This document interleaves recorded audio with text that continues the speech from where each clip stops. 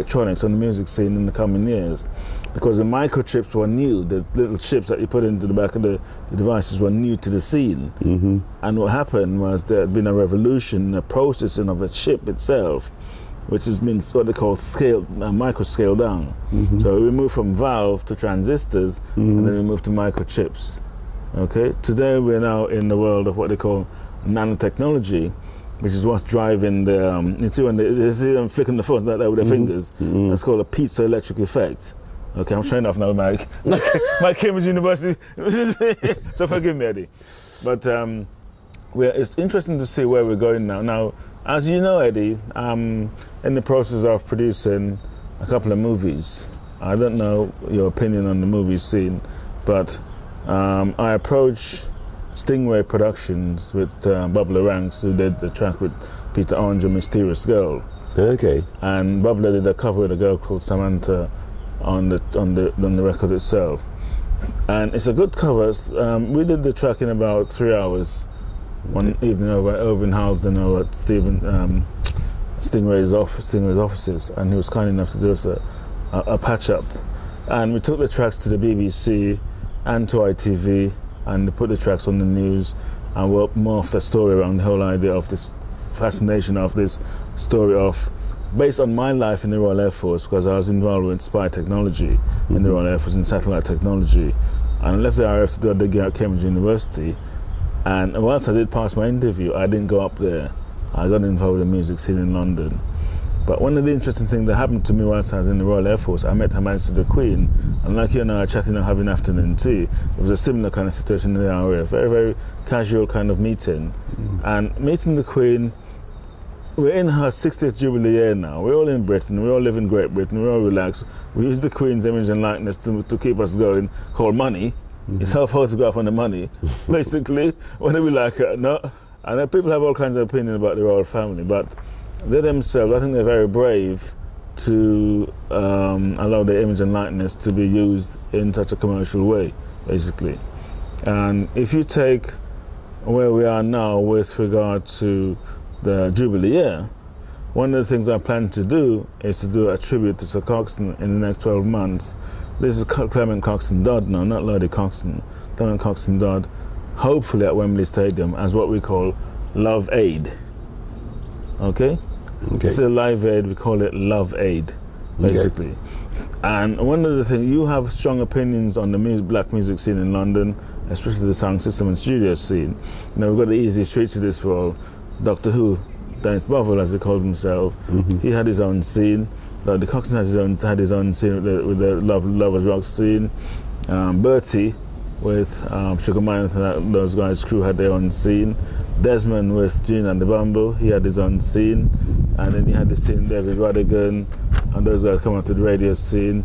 And Tony, what's his name? Tony, man, what's Tony's name? Tony Williams. Tony Williams. Okay. I know Tony Williams. And I haven't seen him for years. Yeah, but and Tony Williams, that scene. Now, what's happened since Jazzy B came out with the whole soul to soul thing towards the end of the 80s, the early 90s, the scene. I remember going down into Jazzy B's studio in Camden Town, his boutique in Camden, and he had Studio One record sleeves branded onto clothes. I thought, well, I looked at it, I said, she. And I remember a girl from Vogue magazine came down, same time I was filling up the clothes, and I could tell she was from Vogue, because that's the way she spoke and whatever. But after that, the scene just took off.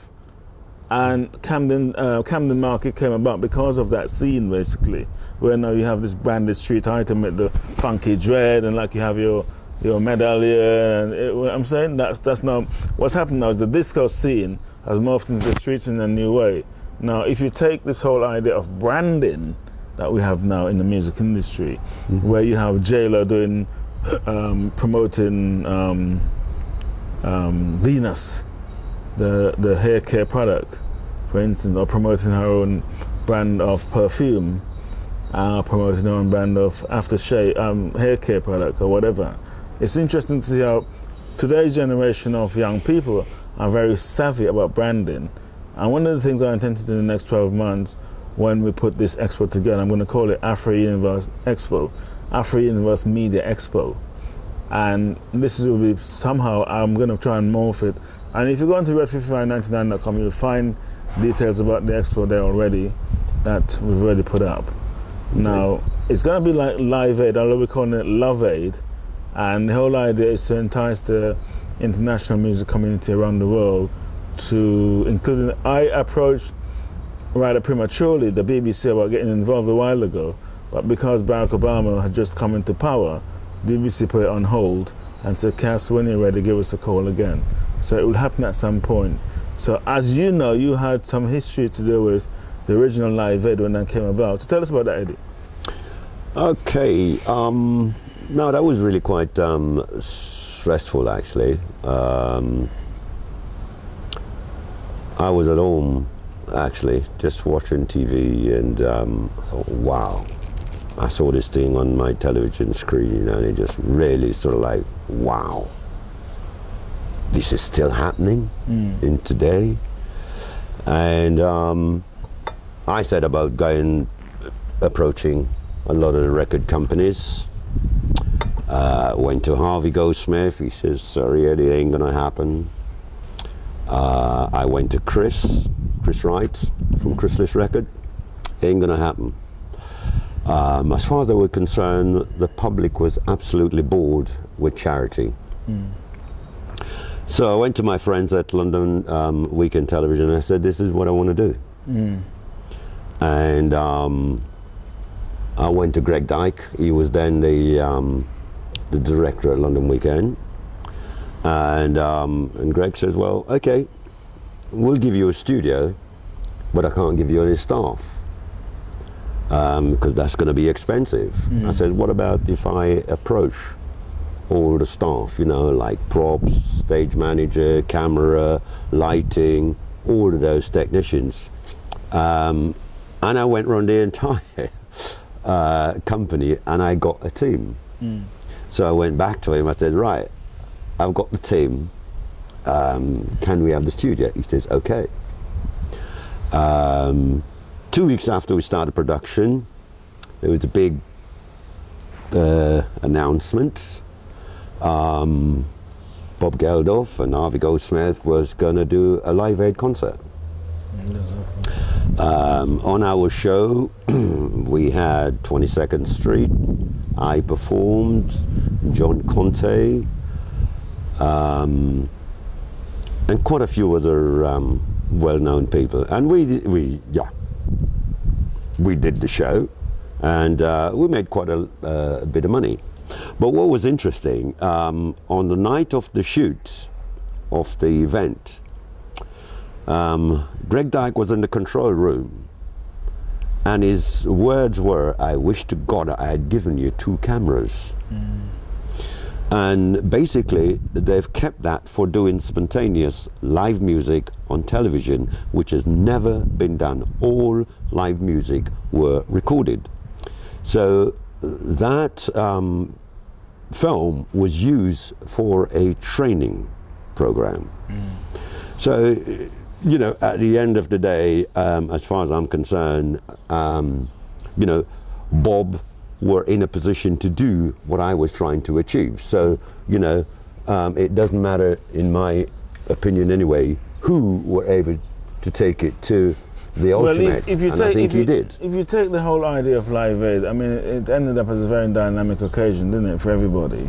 So regardless of the history of how it came about, no disrespect to you in any way. I mean, I've been through similar situation. I remember when I built a box with Sir Coxon, it ended up on Yamaha's in their stable.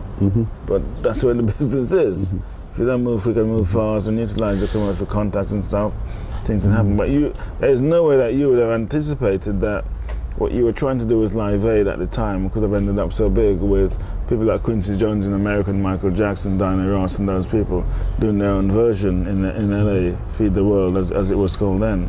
So, but I think, I mean, I congratulate you on being so inspiring and dynamic, and actually being like the seedbed for what became Live Aid. I think well, I had a passion for it, and I genuinely wanted to do something. Yeah. So as far as I'm concerned, you know, I had set the trend for somebody else to pick up the baton.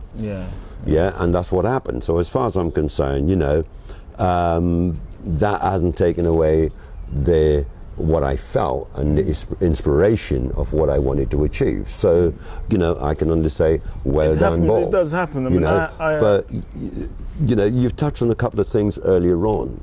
There are so many things within the music industry that the black community, and particular Caribbean people, really was at the forefront in a lot of things. When it comes to nightclubs, when it comes to sound systems, when it comes to DJing, when it comes to rapping, yeah. Now, all of these things we had championed, believe it or not, we had championed them, yeah. I think what I still do not understand is why we are at the tail end when we were the actual creators. Now, there are several different justifications for this. A lot of people say it's because we do not have the resource. Some people will say it's because we don't have the status. So there's all sorts of different excuses. My belief is that we did not see the bigger picture. Yeah, and because a lot of what we do within the entertainment world really come from the heart. Yeah, so I grew up in a situation in the music industry, that is, that money was never at the forefront. Yeah, it's the music. But even as a young musician, you know, it was all about the girls. Let's make no bones about it. Yeah. And once you got to those sort of levels, you were thinking about the parties, the girls, the booze, the life. You wasn't thinking about the business, because as far as you were concerned, you know, you've got a manager over there and a record company over there who were taking care of business, but they weren't taking care of your business. They were taking care of their business. So we really allow the whole thing to be taken away from us. Well, I think you're right. There's no doubt about it that Caribbean culture, even if you go way back to even prior to Count Subtle, and you go to the jazz guys that were playing music in the 30s and 40s, when Queen Mother used to go to dances. Because I remember I'm on the mailing list for Grosvenor House Hotel, for instance, and one of the things that the Grosvenor House Hotel tells you in Park Lane is that the Queen Mother used to come there to dance jazz. Now, jazz in its day, jazz was the hip-hop of its day, basically. In other words, white kids were forbidden to listen to jazz music because it was regarded as not the devil's music, but it's not the thing that you would do, basically. And it's interesting to see, I was reading I've got a copy of Tatler magazine at home, the current copy of Tatler, because I read Tatler every month. And in Tatler is Tiny Temper. Okay.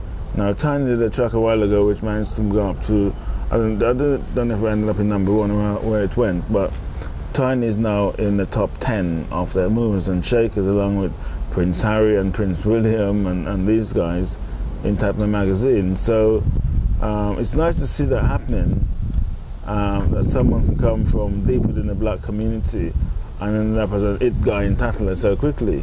So things that seem to be changing, certainly amongst his generation, because you've got people like Dizzy Rascal, Tiny Temper, you know, the names are out there. People are doing things that you know, you've got Alicia Dixon, who grew up in Welland Garden City, well, from a black kind of background and stuff.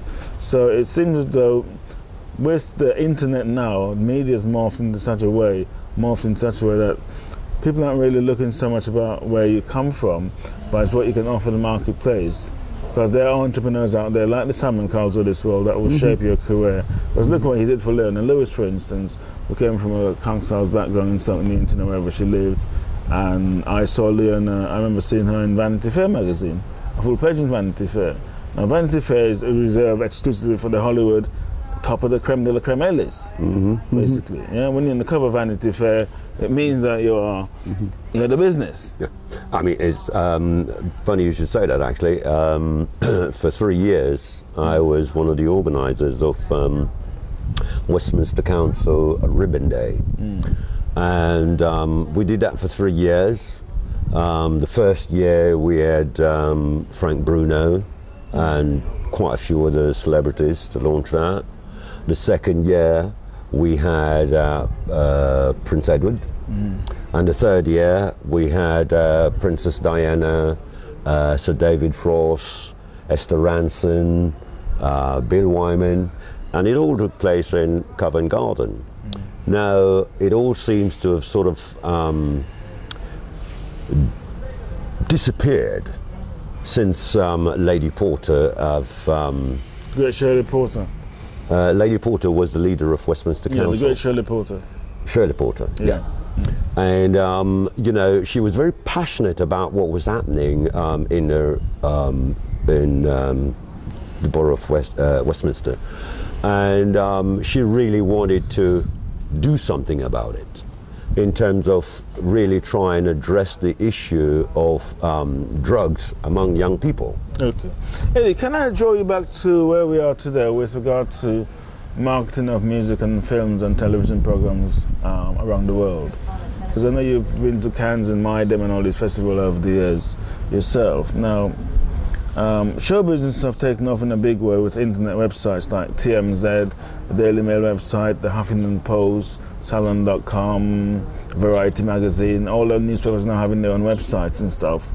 And if you take, say, the Trinity Mirror Group, which used to own the Daily Mirror, they've just sacked their chief executive officer, Sly Bailey, a lady called Sly Bailey, because the internet is biting into the newspaper traffic.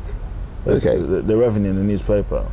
Now, what do you think of, I'm going to say, show business websites like TMZ, Daily Mail, Huffington Post, Pop, Salon.com, etc., now setting the pace, internet websites now setting the pace for news and gossip, and you're talking about the Twitters and Facebooks of this world. What do you how do you feel? You know, you're a man who's been in the scene a long time now, and this kind of instant. I'm on Twitter, and I'm on one of my Twitters is Piers Morgan, who has his own show on CNN now, a chat show on CNN. Okay. And Alan Sugar, a big Twitter as well, and he's got. I haven't got there yet. I'm not saying he's a twit.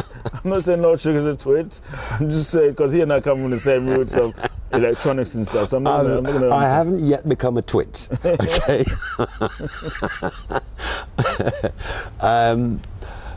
Okay. Yeah, I'm serious. Old school actually.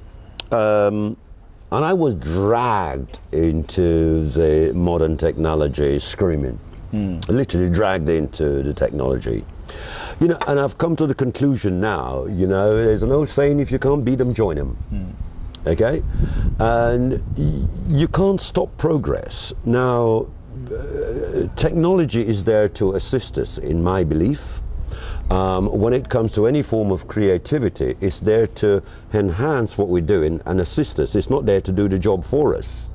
So therefore, when it comes to creating music and technology, I try and use it very sparingly, because there's nothing better for me than really recording a good piano piece, a good guitar player, and I'm a frustrated guitar player. So I love to hear people, an individual playing his instrument.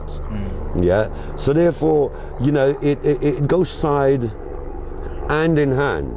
Yeah. So I can't give up the actual playing to sleep down the road of technology. It's there, and we have to get on. You know, we have to get on it.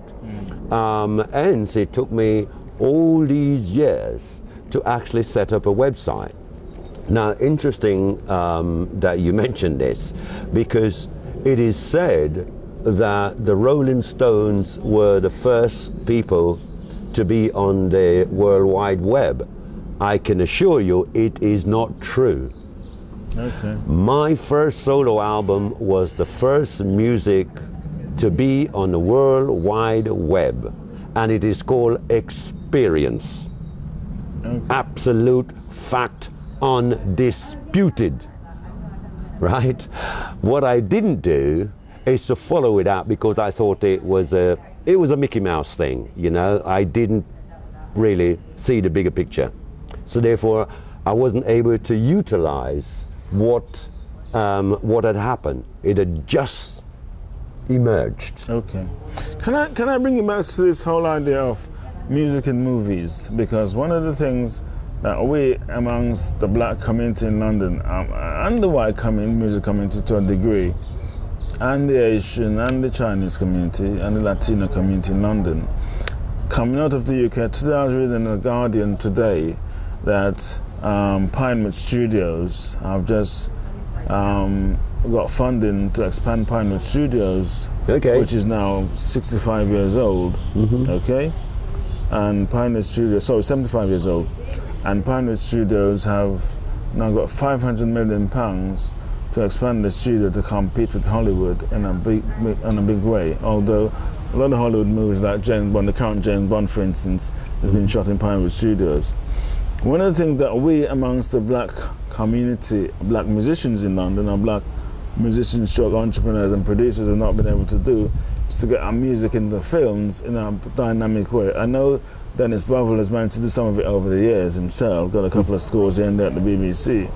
But one of the things I intend to do with this, both my films, both the Black James Bond, John Devine, the Cultural Ambassador, which has been called the Black Bond. It's a tremendous compliment, as you absolutely. Already, you know, I couldn't agree with you more. BBC to come along and say the book by Cass London Kendall Samuel is due out later this year, and it's a Black James Bond. It's a tremendous compliment. I mean, it's a lot of hard work, but and the other movie which I'm producing with, fingers crossed, I hope David Harewood, Vanessa Redgrave's old boyfriend, will take it on. The Big Black Dude, which is like Shaft meets Boogie Nights, those two movies. Okay. A very funny kind of tongue-in-cheek kind of story about the adult film industry, but about a story, it's not an adult film, but a story about the industry itself and how it's grown over the years. And as you know, the black man in the industry has a tongue-in-cheek prowess, so to speak. That's always been literally the Casanova complex that we've always had attached to us over the years, when it goes up to the Mandingos of this world and those kind of books that people used to read back in the day. So we have that in our favour.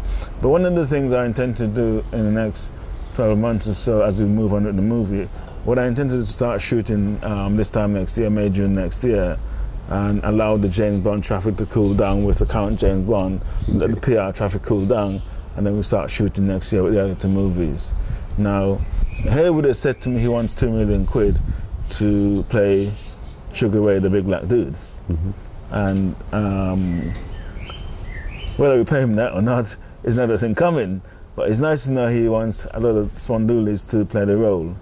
And he's asked to see the script, which we're polishing up for him at the moment. That should go on. The Black James Bond with Leon Herbert, Leon was the voice of The Lottery, where he said, "It's you." I don't know if you remember that back in the day. And he told me he received quite a substantial sum from Saatchi & Saatchi for doing just 2 words.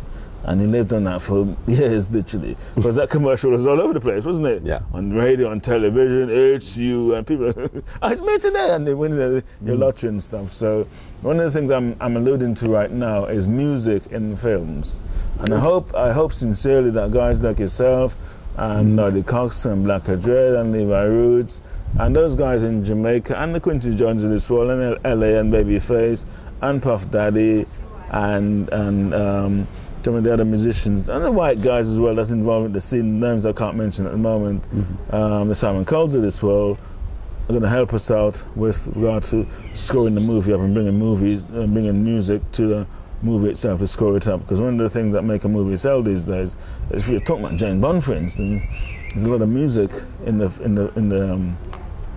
film, in terms of film score. So I'm praying that you guys are going to help me out as we move on with the movie. Yeah, well, that's not a problem. My partner do a lot of movie scores, Yeah, the last movie you just done is with David Attenborough, which is a wildlife survival type of thing. So yeah, I got several scores that I've done. I did one score with Peter King in Hong Kong. Back in the 70s, I really should have been an actor. I remember Stuart Whitman and Andy Hammer and Robert Mitchum. We're all in Hong Kong together, and they says, man, you have got to come to LA. We will sponsor you because you would be a great character actor. I didn't see myself as an actor. I was a musician, you know, and it's very difficult to say I'm an actor. I didn't go to acting school or any of those sort of things. So I felt very sort of like, no. You know, there are professionals out there who are trained in this. You are not, you know. But I wish I had listened to some wisdom. Touching on music on television, as you listeners and readers will see on red5599.com, there's a show that we're casting called The Shock. Now, The Shock is like a cross between Soul Train, and I've got some sad news about Soul Train at the moment, for instance, just to tell all my audiences, because the guy behind Soul Train, Don Cornelius, unfortunately, he's hanged himself, and he's killed himself. He's committed suicide.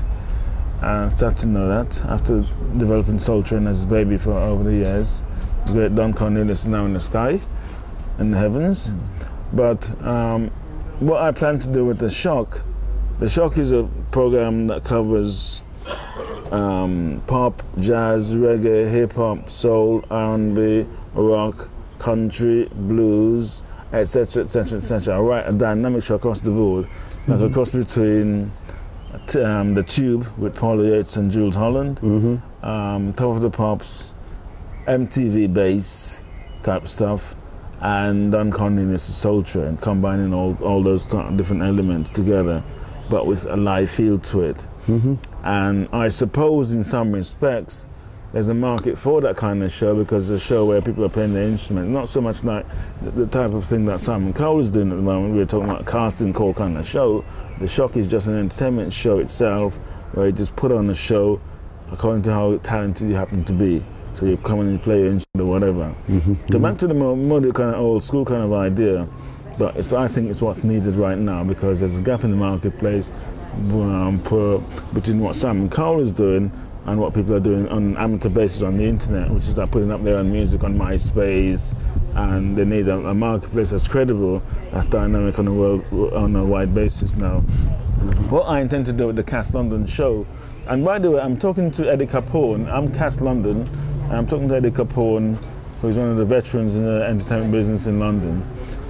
What I intend to do with our channel on red5599.com is keep your eyes out, because we're going to try and eventually do this as a daily show, an Oprah Winfrey style chat show about the culture of black entertainment and how it affects all the other tribes around the world. So I'm going to cut it there right now and say thank you very much for watching. And Eddie, thank you very much for joining me this afternoon. My pleasure. And hope that we can work together in the future. I look forward to working with you on the movie. Okay. Thank you very much. Thank you. Eddie, thank you very much. Cheers.